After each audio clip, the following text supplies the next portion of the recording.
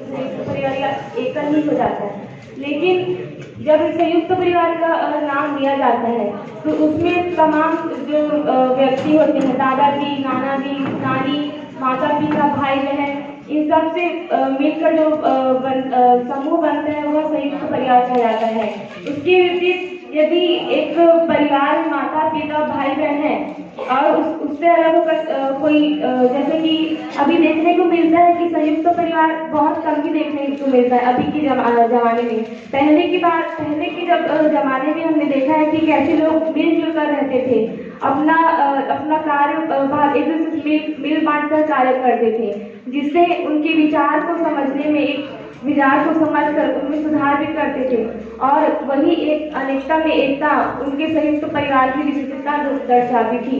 लेकिन अभी एक दूसरे के प्रति जो अलगाव देखा गया है, लोग अपने विचार विमर्श को बस अपने तक ही रखते हैं। परिवार में उठना बैठना तो जैसे कम ही हो गया है। पहले के और अभी के जमाने में जो अंतर आया है वह बहुत ही दुखद है, क्योंकि संयुक्त परिवार जब साथ में बैठता है, जो दिन भर की जो दिनचर्या होती है उस पर विचार विमर्श करता है। कभी बच्चा स्कूल से आता तो वह अपने विचार रखता है कि माँ आज मेरे साथ ये हुआ, आज मैंने स्कूल में यह किया। यदि बच्चा कोई गलती करता है तो उनकी माता उसको समझाती है कि तुम्हें इस गलती की अगर सजा दी गई है तो तुम गलत है, और अच्छा किए तो इसमें और अच्छा करते रहना। लेकिन यह तो बात है संयुक्त परिवार में अगर हम साथ में हैं तो हमारे बड़े बुजुर्ग हमें समझाते हैं कि यह गलत है, यह सही, इसमें हमें अंतर समझाते हैं। वही आप देखें लघु परिवार जो बस मोबाइल की दुनिया में गुम हो गई है, वह अपने तक ही सीमित है, वो अपने विचार पर रखती ही नहीं है। कौन क्या कर रहा है इसका कुछ भी पता नहीं चलता। तो यह समस्या जो सामाजिक स्तर पर भी आ गई है, समाज को बहुत प्रभावित करती है। हमारे देश में क्या हो रहा है, बेरोजगारी की दर बढ़ रही है, युवाओं के लिए जो नियम निकलते हैं वो बस योजनाओं में ही रह जाते हैं। या आप देखें कि चिकित्सा के क्षेत्र में हो, शिक्षा के क्षेत्र में हो, आर्थिक हो, या किसी भी तरह के क्षेत्र का आप नाम लीजिए, उस पर हम चर्चा नहीं कर पाते। अपना जो मतभेद है वो हम अपने परिवार तक ही रह जाते, लेकिन सामाजिक मुद्दों पर चर्चा नहीं होती। हम न्यूज़ चैनल भी देखना बहुत कम कर दिए कि हमारे देश में हो क्या रहा है, किन विषयों पर चर्चा होती है। हम भी उस देश के नागरिक हैं, लेकिन हम उन विषयों पर बात नहीं करते।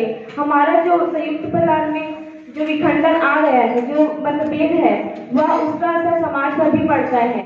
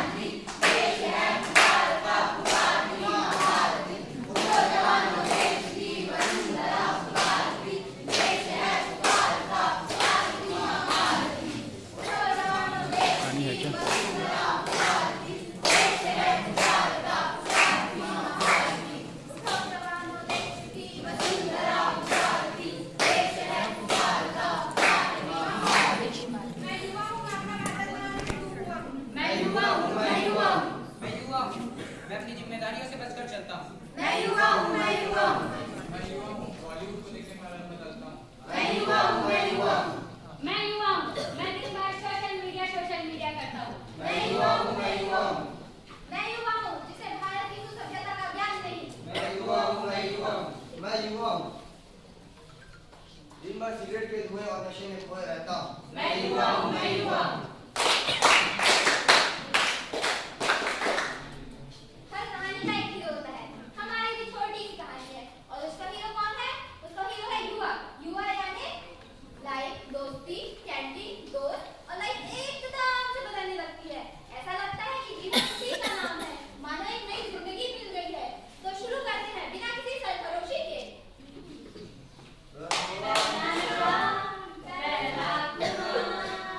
मैं